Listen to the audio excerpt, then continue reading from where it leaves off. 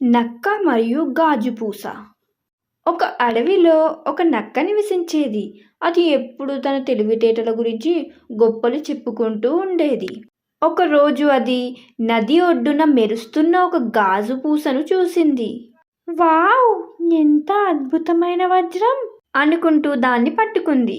ఆ నక్క ఆ వజ్రాన్ని తన స్నేహితులందరికీ చూపించి గొప్పలు చెప్పుకుంది.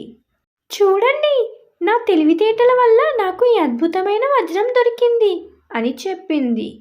కొన్నాళ్లకు ఒక వ్యాపారి ఆ అడవి గుండా వెళ్తుండగా నక్క చేతిలోని గాజుపూసను చూసి అది కేవలం గాజుపూస అని చెప్పాడు.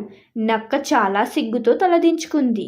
నీతి: అసలు విలువ తెలవకుండా గొప్పలు చెప్పుకోవడం అవివేకం. స్వార్థపరుడైన పిల్లి. ఒక ఇంట్లో ఒక పిల్లి ఉండేది. అది చాలా స్వార్థపరురాలు.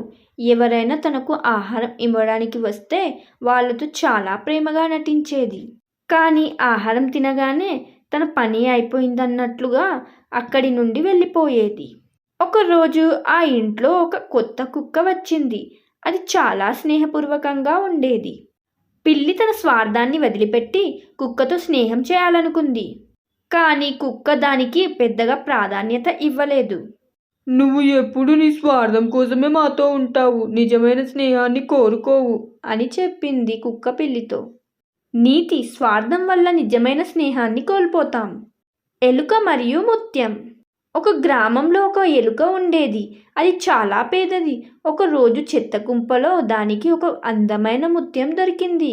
అది ఆ ముత్యాన్ని తీసుకొని ఒక ధనవంతుడి దగ్గరికి వెళ్ళి, ఈ ముత్యం చాలా విలువైనది, దయచేసి నాకు కొంత డబ్బు ఇవ్వండి అని అడిగింది.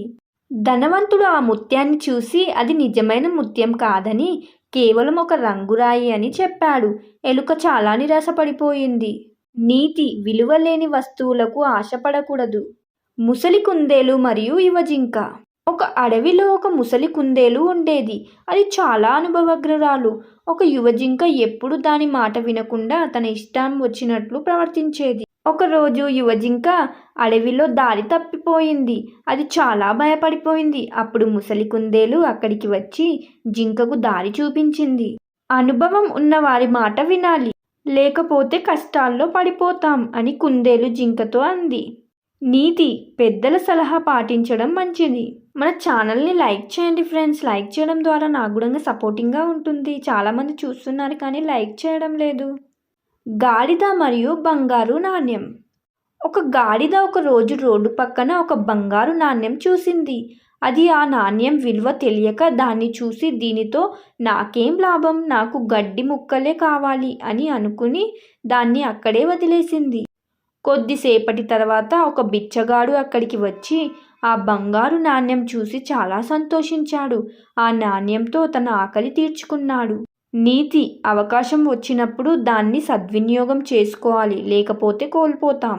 అంతే ఫ్రెండ్స్, ఈ వీడియోస్ కనుక మీకు నచ్చినట్లయితే లైక్ చేయండి, షేర్ చేయండి, కామెంట్ చేయండి. సబ్స్క్రైబ్ చేయడం మాత్రం మర్చిపోకండి. మరొక మంచి వీడియోతో ముందుంటాను. అంతవరకు మన ఛానల్లో ఉన్న వీడియోస్ అన్నీ చూసేయండి. Bye bye.